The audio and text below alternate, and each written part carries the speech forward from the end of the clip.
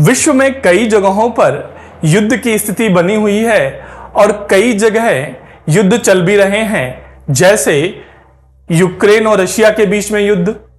इसके अलावा middle east में फलस्तीन और इजराइल के बीच में हो रहा युद्ध, और हाल ही में लेबनान और इजराइल के बीच में युद्ध क्या हो गए हैं, प्रारंभ हो गए हैं। तो आज हम इस वीडियो में समझेंगे कि जो वैश्विक स्तर पर जो युद्ध चल रहे हैं, इनका ग्लोबल इकोनॉमी पे क्या प्रभाव पड़ रहा है और आने वाले समय में कैसे अर्थव्यवस्था को युद्ध जैसी स्थितियों को कैसे क्या है हैंडल करने की जरूरत है। तो हम इन सब मुद्दों पर बात करेंगे। तो चलिए स्टार्ट करते हैं। मैं सचिन श्रीवास्तव आपका स्वागत करता हूं जन स्टडी में। Let's start my video. तो सबसे पहले मैंने बताया कि जो युद्ध है वो यूक्रेन और रूस, जैसे मैंने बताया कि जो युद्ध है वो यूक्रेन और रशिया के बीच में चल रहे हैं यूरोप में। इसके अलावा मिडिल ईस्ट में मैंने आपको बताया इजराइल और फलस्तीन हो गया, ठीक है, लेबनान एंड इजराइल हो गया, और ईरान और इजराइल के बीच में युद्ध जैसी स्थिति बनी हुई है। इसके अलावा वहां पर जो है गृह युद्ध भी चल रहे हैं, जैसे सीरिया के अंदर है, आप गृह युद्ध भी चल रहे हैं जैसे सीरिया के अंदर, यमन के अंदर, ठीक है। इसके अलावा विश्व के और भी कुछ ऐसी जगह हैं जहां पर जैसे युद्ध कह सकते हैं, गृह युद्ध जैसी स्थिति है, खासकर अफ्रीका में आपका सूडान हो गया, इथोपिया हो गया, ठीक है। तो और इसके अलावा एशिया में भी देखा गया तो अफगानिस्तान में भी पिछले कुछ वर्ष पहले क्या है, वहां पे गृह युद्ध हुए थे और वहां भी युद्ध जैसी स्थिति बनी हुई थी। तो विश्व के कई जगहों अगर देखा जाए तो युद्ध जैसी स्थिति बनी रहती है। तो इनका अगर युद्ध थोड़ा व्यापक होता है तो उनका ज़्यादा प्रभाव होता है, गृह युद्ध का प्रभाव थोड़ा कम होता है। हम इन सब चीज़ों को समझ करके इंक्लूड करके समझने की कोशिश करेंगे कि इसको ग्लोबल, ये सारी जो चीज़ें हुई इनका ग्लोबल इकोनॉमी पे क्या इम्पैक्ट रहा, ठीक है। सबसे पहले हम बात करते हैं यूक्रेन और रशिया वार की। तो जैसा आपको पता होगा कि जो रशिया है विश्व का सबसे बड़ा देश है और काफ़ी सारे प्रोडक्ट्स का वो जो है प्रोड्यूसर है, कई सारे, और विश्व में बड़े सप्लायर में क्या है उसकी गिनती होती है। तो खासकर बात करें एनर्जी सप्लायर में तो वो गैस और ऑयल का एक बड़ा प्रोड्यूसर है। इवन यूरोप की जितनी भी जो है एनर्जी डिमांड है उसका एक बड़ा भाग जो है यूरोप जो है रूसी सप्लाई करता था। इसके अलावा जो है जो गैस है, जो नेचुरल गैस है, उसका सबसे बड़ा जो आयातक था वो आपका सबसे बड़ा जो आयातक था वो यूरोप ही था। तो इस वॉर की वजह से जो है रशिया पर प्रतिबंध लगता है और जो यूरोप है वह उससे जो गैस है वो जो है इंपोर्ट नहीं कर पाया। तो जिसकी वजह से जो है जो ऊर्जा की आपूर्ति में बाधा होती है, यानी और जो यूरोप में क्या है एक एनर्जी क्राइसिस, एक ऊर्जा संकट पैदा होता है। ये एक बड़ा इम्पैक्ट है कि एक यूरोप में क्या हो रहा है, ऊर्जा संकट या एनर्जी क्राइसिस डेवलप हो रहा है। और इसकी वजह से क्या करना पड़ रहा है, यूरोप को जो है वैकल्पिक जो ऑप्शनल जो ऊर्जा के सोर्सेज हैं उस पर वर्क करना पड़ रहा है, उस पर निर्भर होना पड़ रहा है, और जो उत्पादन है वो प्रभावित हो रहा है, उसकी लागत बढ़ जा रही है, परिवहन ट्रांसपोर्टेशन की लागत बढ़ जा रही है। तो जब ये सारी चीज़ें बढ़ेंगी तो जो प्रोडक्ट है उसकी जो लागत बढ़ेगी, इन्फ्लेशन बढ़ेगा। तो इसकी वजह से क्या इम्पैक्ट है, तो ऑयल जो है एनर्जी, जो ऑयल प्राइस है वो क्या होंगे, इंक्रीज हुए। सबसे बड़ा जो इम्पैक्ट है कि ऑयल जो गैस प्राइस है वो इंक्रीज हुए। दूसरा जो है आपका यूरोप में एक एनर्जी क्राइसिस दिखती है और इसकी वजह से क्या होगा, एक इन्फ्लेशन जैसी कंडीशन डेवलप होगी कि जब जो प्रोडक्ट है उनकी कीमतें बढ़ेंगी तो महंगाई भी बढ़ेगी। तो ये एक इसका एक बड़ा इम्पैक्ट आपको दिखेगा। दूसरा जो है जो फूड सिक्योरिटी है और जो है और फूड शॉर्टेज, यानी जो खाद्य सुरक्षा है वो प्रभावित होगी लोगों की, और साथ साथ वो जो शॉर्टेज है वो भी क्या होगा, यानी लोगों को फूड की कमी होगी। कैसे होगी ये देखते हैं, क्योंकि जो रशिया और जो यूक्रेन है दोनों ही अनाज के बड़े उत्पादक देश हैं। इवन जो यूक्रेन है उसको जो है यूरोप का ब्रेड बास्केट भी कहा जाता है। तो जब यूक्रेन के इन्वॉल्व होने की वजह से वहाँ प्रोडक्टिविटी जो है, प्रोडक्शन जो है वो एकदम गिर गया, लो हो गया, ना के बराबर हो गया। वहाँ के जो एग्रीकल्चर लैंड है, इंफ्रास्ट्रक्चर है, वो बहुत ज़्यादा डैमेज हुआ, जिसकी वजह से प्रोडक्शन नहीं हो पाया। तो जो फूड्स जो सप्लाई है वो उसमें बाधा पड़ी। तो उसकी वजह से जो फूड सिक्योरिटी है और वो क्या होगी, वो हैम्पर होगी, फूड शॉर्टेज हो जाएगी। तो यहाँ पर जो और बहुत सारे एग्रीकल्चर प्रोडक्ट्स हैं वो मार्केट में अवेलेबल नहीं हो पाएंगे। खासकर अगर हम यूक्रेन की बात करते हैं या रशिया की बात करें, दोनों ही अनाज के बड़े प्रोड्यूसर हैं। जैसे मैंने बताया कॉर्न के हो गया, इसके अलावा सूरजमुखी का तेल हो गया, ठीक है, व्हीट हो गया, ठीक है। तो ये सारे जो हैं वो एक बड़े प्रोड्यूसर हैं और सप्लायर भी हैं। तो ये एक बड़ा मतलब जो है इम्पैक्ट दिखता है इनके वॉर की वजह से। तो अगर ये सही तरीके से अपना प्रोडक्ट है वो मार्केट में प्रोड्यूस नहीं करेंगे तो उसकी वजह से क्या होगा, जो गरीब देश हैं जो गरीब देश हैं या जो विकासशील देश हैं, उनकी जो फूड जो रिक्वायरमेंट है, जो वो डेवलपिंग नेशंस हैं, उनकी जो है वो हैम्पर होगी, उनको वो चीज़ें अवेलेबल नहीं हो पाएगी। फूड इन्फ्लेशन होगा, ठीक है, यानी सही तरीके से जो है जो इसेंशियल ज़रूरतें वाली जो चीज़ें हैं वो एक उचित दाम पे नहीं मिल पाएंगी, वो बहुत ज़्यादा महंगी हो जाएंगी। तो जो गरीब तबका है, जो जिसके पास खरीदने की क्षमता कम है, उसको चीज़ें उपलब्ध नहीं हो पाएंगी, ठीक है। इसके अलावा जो युद्ध होने की वजह से दोनों देशों में, खासकर यूक्रेन की बात करें तो वहाँ बहुत व्यापक स्तर पर जो है एग्रीकल्चर लैंड जो है वो डिस्ट्रॉय हुए, वहाँ का जो मूलभूत इंफ्रास्ट्रक्चर है वो बहुत ज़्यादा डैमेज हुआ। तो ये एक बड़ा इम्पैक्ट देखने को मिलता है। जो पहले मैंने बताया कि जो एनर्जी क्राइसिस देखने को मिली, दूसरा मैंने बताया जो है फूड सिक्योरिटी या जो है फूड शॉर्टेज उसकी वजह से देखने को मिला। खासकर जो थर्ड नेशन के देश हैं, जो विकासशील हैं, गरीब हैं, उनकी जो रिक्वायरमेंट्स है फूड के लेवल पे जो है वो बहुत ज़्यादा हैम्पर हुई, उसका जो इम्पैक्ट देखने को मिला, ठीक है, खासकर जो है यूक्रेन और रशिया के वार की वजह से। अब इसके अलावा जो है जो ग्लोबल सप्लाई चेन है वो भी सीधे सीधे इम्पैक्ट होगा। मैंने आपको बताया कि जब प्रोडक्शन हैम्पर होगा तो उसकी वजह से क्या होगा, सप्लाई चेन भी हैम्पर होगा। और मैंने तो एक फूड और ऑयल क्या बताया, इसके अलावा जो है रशिया और जो यूक्रेन, दोनों कई सारे जो है अदर प्रोडक्ट्स, खासकर जैसे कई सारे मेटल्स हैं, जैसे आपका निकिल हो गया, आपका, ठीक है, निकिल हो गया, आयरन हो गया, ठीक है। इसके अलावा जो है आपका जो है ये ठीक, एल्युमिनियम हो गया, ठीक है। तो ये सारे जो ऑटोमोबाइल इंडस्ट्री में काफ़ी ज़्यादा यूज़ होते हैं, ठीक है। तो उसकी वजह से इसका भी जो है प्रोडक्शन नहीं हुआ और फिर इसकी सप्लाई चेन में जो है अच्छी बाधा पड़ती है। तो उसकी वजह से जो ऑटोमोबाइल इंडस्ट्री है वो क्या होगी, इफेक्ट होगी। और उसकी वजह से जो है हमारी जो ट्रांसपोर्टेशन इंडस्ट्री है वो इम्पैक्ट होगा उसके ऊपर जो है। तो और एटलीस्ट जा करके क्या होगा, वो इन्फ्लेशन में ही कहीं ना कहीं क्या होगा, वो ऐड ऑन होगा, ठीक है। तो सप्लाई चेन, जैसे मैंने बताया, ग्लोबल लेवल पे बहुत ज़्यादा इसका इम्पैक्ट पड़ता है। इसके अलावा जैसे मैंने बताया कि वैश्विक मुद्रास्फीति या ग्लोबल इन्फ्लेशन में ही इम्पैक्ट पड़ेगा। जितनी भी चीज़ें हमें बता रहा हूँ, चाहे वो एनर्जी क्राइसिस की बात कर रहे हैं, चाहे फूड क्राइसिस की बात कर रहे हैं, या फिर जो है अदर प्रोडक्ट्स के जो सप्लाई चेन में जो बाधाएं आ रही हैं, जो मतलब उन सब का इम्पैक्ट एक्चुअली कहाँ जाके कंक्लूड होगा, वो ग्लोबल इन्फ्लेशन में ही जाकर के इंक्लूड होगा। कि लोगों को जो है जब जो ज़रूरतें हैं उनको उस स्तर पर नहीं आपूर्ति की जाएगी तो उसकी डिमांड बढ़ेगी और समय के साथ साथ उनकी जो कीमतें हैं वो बढ़ेंगी। उसकी वजह से वैश्विक मुद्रास्फीति या ग्लोबल जो इन्फ्लेशन है वो बहुत ज़्यादा इंक्रीज होगा। गरीब जो देश हैं या गरीब लोग हैं, उनकी जो बेसिक नीड्स है वो फुलफिल नहीं हो पाएंगी, जो है उनका डेवलपमेंट रुक जाएगा। और फिर इस तरह से क्या है, एक जो चक्र है वो जो खासकर है वो शुरू हो जाएगा।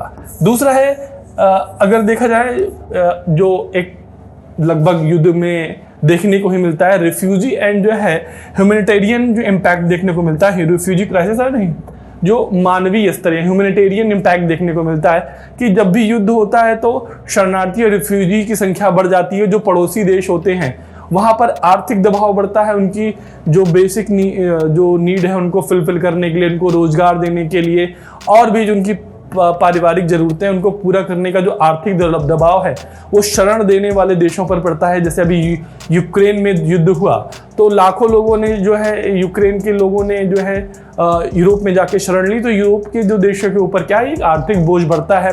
तो वहाँ पर जो है आर्थिक बोझ बढ़ने से बहुत सारे जो हैं आंतरिक जो है तनाव की स्थितियां उत्पन्न होती हैं, सरकार के ऊपर जो है बहुत जो है मैनेजमेंट का दबाव आता है, ठीक है, और लोगों के बीच में भी जो है कॉन्फ्लिक्ट या तनाव हो जाता है रेसिज्म को लेकर के।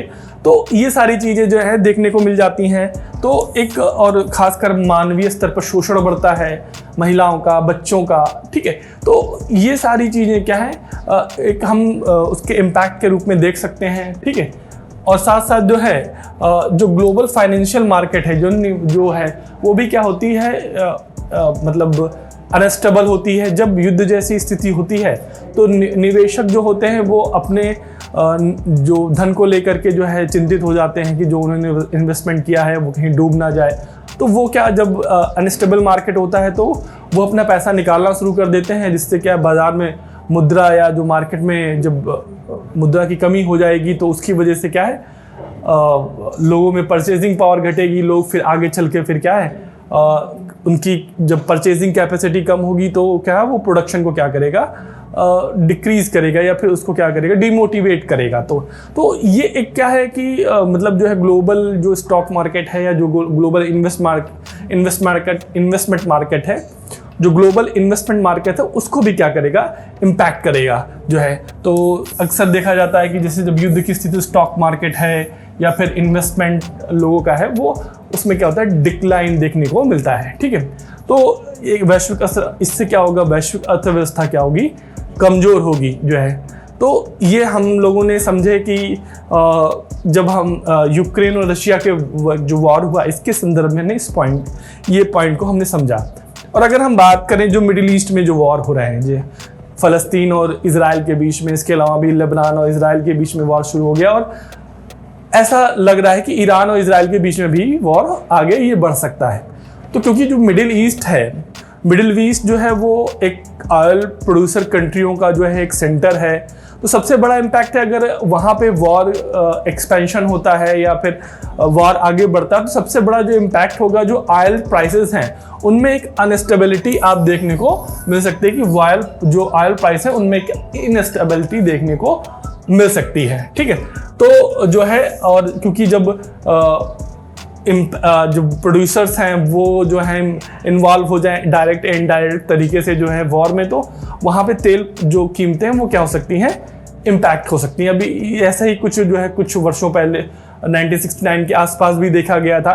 तो एक एनर्जी जो ऑयल फूड प्राइसेस, जो ऑयल जो प्राइस है उसको लेकर के क्या है, एक अनस्टेबिलिटी देखने को मिल सकती है, ठीक है। तो सबसे बड़ा कंसर्न ये है कि जो अनसर्टेनिटी ऑफ एनर्जी सप्लाई, अगर यहाँ पर युद्ध बढ़ता है या युद्ध जैसी स्थिति बनी हुई है, तो जो ऑयल्स जो सप्लायर हैं या जो ऑयल का जो आपूर्ति है, जो खनिज तेल की, उसमें बाधा पड़ सकती है, या जो अनिश्चितता है वो तेल की कीमतों को क्या कर सकती है, बढ़ा सकती है। और इसकी वजह से क्या होगा, जो ग्लोबल इकोनॉमी है उसमें क्या हो सकता है, इन्फ्लेशन आने की संभावना है, या तेल की कीमतों में क्या बढ़ेगा, तो इन्फ्लेशन, क्योंकि आपका जब तेल की कीमतें बढ़ेंगी तो उसकी वजह से जो है जो ट्रांसपोर्टेशन कॉस्ट है वो बढ़ेगा और एनर्जी की लागत बढ़ जाएगी वहाँ पर जो है, तो उसकी वजह से जो प्रोडक्ट की लागत बढ़ेगी और जिसकी वजह से ग्लोबल इन्फ्लेशन क्या होगा, वो आपका बढ़ेगा जो है, ठीक है। तो सबसे बड़ा जो इम्पैक्ट ये है कि जो ऑयल, ये तेल की कीमतों में क्या अस्थिरता देखने को मिल सकती है, जिसका प्रभाव जो है आपका तेल की कीमतों पर पड़ेगा और साथ साथ वैश्विक मुद्रास्फीति पर क्या है देखने को मिलेगा, ठीक है। इसके बाद जो है आपका जो दूसरा एक बड़ा इम्पैक्ट है वो टूरिज्म एंड इन्वेस्टमेंट सेक्टर पे देखने को मिल सकता है, क्योंकि जो फ़लस्तीन और इजराइल हैं दोनों ही जो है वो रिलीजियस और हिस्टोरिकल रूप से काफ़ी जो है फेमस हैं, और वहाँ पर जो यरूशलेम है वो बहुत ज़्यादा टूरिस्ट के लिए जो है मोस्ट जो है इम्पॉर्टेंट प्लेस है। तो यहाँ पे काफ़ी ज़्यादा जो टूरिस्ट आते हैं अपने रिलीजियस और हिस्टोरिकल चीज़ों को देखने के लिए, उसको समझने के लिए जो है, तो ये इसकी वजह से जो है एक टूरिज्म सेक्टर इम्पैक्ट होगा। इसके अलावा जो है अगर वहाँ पे जब शांति या स्थिरता नहीं है तो लोगों ने जो पैसा निवेश किया या निवेश करना चाहते हैं वो भी नहीं, मतलब जो निवेश करते हैं, इन्वेस्टमेंट करते हैं, जब उन्हें वहाँ पे अनस्टेबिलिटी दिखती है तो वो अपना पैसा जो है निकाल लेते हैं। इसके अलावा जो है नया निवेश देखने को नहीं मिलता। तो सबसे तो क्या एक बड़ा स्तर है कि वहाँ जो टूरिज्म सेक्टर प्रभावित होगा। दूसरा इन्वेस्टमेंट भी क्या है वो लीस्ट हो जाएगा या नहीं होगा जो है। दूसरा ह्यूमैनिटेरियन क्राइसिस, जो रिफ्यूजी क्राइसिस अभी जो हमने बात की यूक्रेन के संदर्भ में, वो यहाँ भी देखने को मिलेगी कि जो फ़लस्तीन है, फ़लस्तीन के जो ज़्यादातर जो वहाँ के लोग हैं वो युद्ध होने की वजह से जो है पड़ोसी देशों के ऊपर मतलब वहाँ जाके शरण ले लेते हैं, जिसकी वजह से उनके ऊपर एक आर्थिक जो बोझ पड़ता है। और साथ साथ वहाँ के जो स्थानीय लोग हैं या वहाँ के जो नागरिक हैं उनके साथ जो है तनाव जैसी स्थिति उत्पन्न होती है। महिलाओं, बच्चों, वृद्धों का वहाँ पे शोषण हो सकता है, शोषण होता है। तो एक्सप्लॉयटेशन की स्थितियाँ भी बनती हैं, तनाव होता है, आर्थिक बोझ बढ़ता है। तो ये जो है एक बड़ा जो है प्रभाव देखने को मिलता है, जो कि युद्ध के स्तर पर, चाहे कोई भी युद्ध हो, वहाँ पर जो है जो शरणार्थी की स्थिति है वो बहुत ही दयनीय हो जाती है जो है। चाहे वो यूक्रेन की बात करें, यूक्रेन वॉर की बात करें, चाहे फ़लस्तीन वॉर की बात करें, तो ये जो है इम्पैक्ट देखने को मिलता है। इसके अलावा जो है ट्रेड, खासकर जो फ़लस्तीन और इजराइल के बीच में जो युद्ध हो रहा है, इसमें एक बड़ा इम्पैक्ट जो है वो जो जितने भी ट्रेड रूट हैं, खासकर जो वाटर ट्रेड रूट है वो उसमें एक बड़ा इम्पॉर्टेंट है ट्रेड रूट है मेडिटेरेनियन सी, जो कि स्वेज कैनाल से होते हुए फिर जो है आपका अटलांटिक सी के पास इधर जो है इधर आपका होते हुए जो है इंडियन ओशन में आता है, भूमध्य सागर से होते हुए। तो ये जो आपका ट्रेड रूट है ये इम्पैक्ट हो सकता है, क्योंकि जो इजराइल है वो मेडिटेरेनियन सी के आसपास, वो मेडिटेरेनियन सी में स्थित है उसका कोस्ट, और वो ये देखिए जो मेडिटेरेनियन, ये इजराइल है और ये आपका जो है फ़लस्तीन है, यहाँ पे जो है आपका जेरूसलम है, और ये इनके बीच में युद्ध हो रहा है। और ये जो आपका भूमध्य सागर है, ये आपका इसी भूमध्य सागर से जो है कई सारे मतलब इंपॉर्टेंट ट्रेड रूट है, खासकर स्वेज कैनाल होते हुए जब आप इंडियन ओशन में आते हैं तो वो जो है इंपॉर्टेंट ट्रेड रूट है। ये इम्पैक्ट हो सकता है अगर ये इसमें जो है मतलब इसमें सप्लाई, इसमें कुछ अगर बाधा आती है इस ट्रेड रूट में, तो पूरे वैश्विक स्तर पर जो सप्लाई चेन है उसमें क्या होगा, बैरियर्स आएंगे, उसमें रुकावटें आएंगी। और तो उसका इम्पैक्ट क्या होगा कि जब सप्लाई चेन में ब्रेक होगा या किसी प्रकार की बाधा आएगी तो उसका सीधे इम्पैक्ट जो है वो प्रोडक्ट की कॉस्ट पर पड़ेगा। आपूर्ति समय तो वो चीज़ें महंगी हो जाएंगी, अगर रिक्वायरमेंट के अकॉर्डिंग उनकी जो है चीज़ें फुलफिल नहीं हो पाएगा, सप्लाई नहीं हो पाएगी, तो चीज़ें महंगी हो जाएंगी और वो क्या होंगी, इन्फ्लेशन होगा। गरीब या निचले तबका है उसको जो मूलभूत चीज़ें हैं वो नहीं मिल पाएंगी, ठीक है, उनका डेवलपमेंट रुक जाएगा चीज़ें। तो ये सारी चीज़ें जो है एक दूसरे से सारे कनेक्ट हैं आपके जो है। जैसे मैंने बताया कि इंपॉर्टेंट ट्रेड रूट्स जो है वो ट्रेड में क्या होगा, इसका इम्पैक्ट देखने को मिल सकता है, ठीक है, ड्यू टू फ़लस्तीन एंड इजराइल वॉर।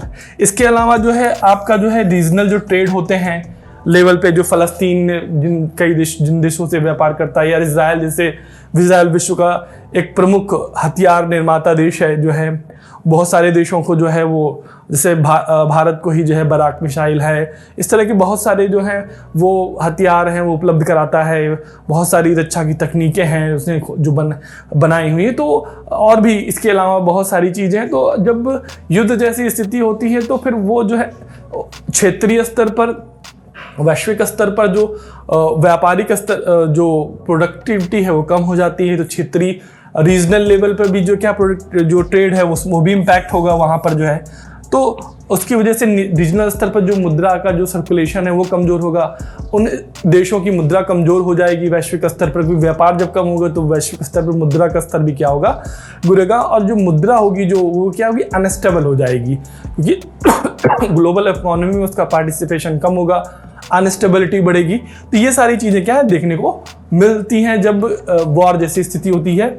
इसके अलावा जो है आपका, जैसे मैंने बताया कि जब वॉर होगा तो मिलिट्री एक्सपेंसेस बढ़ जाएंगे जो है उन देशों के, उनका रक्षा बजट बढ़ जाएगा, तो उनकी जो देश की जो अन्य एसेंशियल चीज़ें हैं वो फुलफिल नहीं हो पाएंगी, उनके ऊपर अनावश्यक आर्थिक बोझ बढ़ेगा। और जब युद्ध जैसी स्थिति होती है तो उनके जो पड़ोसी देश होते हैं उनके ऊपर भी सुरक्षा का दबाव बढ़ जाता है। तो उनके उसकी वजह से उनके रक्षा बजट में भी क्या हो जाता है, इंक्रीज होती है। तो पूरे क्षेत्र में ही क्या है, एक तनाव जैसी स्थिति उत्पन्न हो जाती है और जो उनके रक्षा बजट को बढ़ाती है और उसकी वजह से उनकी जो और प्रायोरिटीज हैं वो डेवलपमेंट में क्या है रुक जाती हैं और फूड इन्फ्लेशन, एनर्जी लेवल पे है, सारी चीजें क्या है वो चीजें देखने को मिलती हैं। ठीक है, तो ये जो है आपका बड़ा इम्पैक्ट देखने को मिलता है। ठीक है, इसके अलावा जो है ग्लोबल फाइनेंशियल मार्केट भी क्या है इम्पैक्ट होते हैं इससे। जब तेल की कीमतें बढ़ जाएंगी, वस्तुएं की कीमतें बढ़ जाएंगी, रक्षा बजट में वृद्धि हो जाएगी, जो है वो देशों पर आर्थिक बोझ बढ़ेंगे, तो उसका जो इम्पैक्ट है वो ग्लोबल लेवल पे देखने मिलेगा। मुद्रा में अनस्टेबिलिटी देखने मिलेगी, निवेश जो है कम होगा, लोग मतलब जो अपने निवेश को लेकर के चिंतित हो जाएंगे या फिर जो है अपना विश्वास नहीं करेंगे, अपने पैसे को निकाल लेंगे। तो निवेशक जो है इन्वेस्टमेंट नहीं करेंगे तो जो मार्केट में जो मनी का सर्कुलेशन है कम हो जाएगा, तो प्रोडक्शन को क्या होगा वो उतना ज़्यादा सपोर्ट नहीं करेगा, जो है प्रोडक्शन जो है वो इंक्रीज नहीं होगा। तो बहुत सारी चीज़ें क्या ग्लोबल इकोनॉमी क्या होगी वो डिक्रीज होगी, वो आपका जो है कमज़ोर होगी। तो वैश्विक स्तर पर क्या है वो जो है वैश्विक स्तर वो कमज़ोर हो जाएगी जो है समय के साथ साथ। अगर युद्ध की स्थितियाँ काफ़ी समय तक बनी रहती हैं तो इसका जो प्रभाव है तो सब एक दूसरे से कोरिलेट है। और इसका प्रभाव अगर हम एक सामूहिक रूप से देखें तो कोई भी जब युद्ध हो रहा है तो उसका जो प्रभाव है ना केवल जो है इसको तो हम लोगों ने जो समझा कि आर्थिक स्तर पर हम ग्लोबल लेवल पे क्या हम इस जो आर्थिक इसका मेजरमेंट हमने किया कि क्या इम्पैक्ट पड़ेगा, लेकिन ये जो प्रभाव हैं केवल आर्थिक तक ही सीमित नहीं है। इनका जब हम प्रभाव की बात करेंगे तो वह जो है मानवीय, सामाजिक, ठीक है, हर स्तर पर जो है प्रभावित करते हैं। व्यक्ति के जो है व्यक्तिगत विकास से लेकर के उसके सामाजिक विकास से लेकर के, क्योंकि जब युद्ध की वजह से कोई भी व्यक्ति अपनी जड़ों से टूट करके कहीं और जाता है तो वह जो है पूरी तरीके से जो है वो टूट चुका हुआ होता है और उसे हर चीज़ें जो है शुरू से शुरू करनी होती हैं। तो उसका जो है मानसिक, शारीरिक और आर्थिक हर तरीके से क्या होता है शोषण हो रहा होता है। तो युद्ध एक बहुत ही भयावह स्थिति है जिसमें व्यक्ति का जो है जो गिरावट है कह सकते हैं वह हर स्तर पर होती है। और जो वह समाज जो युद्ध में इन्वॉल्व होता है वह कई सौ वर्षों क्या होता है पीछे चला जाता है विकास की प्रक्रिया में। तो इसे हमें देखने और समझने की ज़रूरत है। तो इसी तरह के यूज़फुल वीडियो जो आपको आपकी समझ को बेहतर कर सकें, बढ़ा सकें और यूपीएससी के एग्ज़ाम में क्या करें आपको हेल्प करें, हम लेके आते रहेंगे। आप जेन स्टडी को फॉलो और सब्सक्राइब कीजिए। Thanks for watching.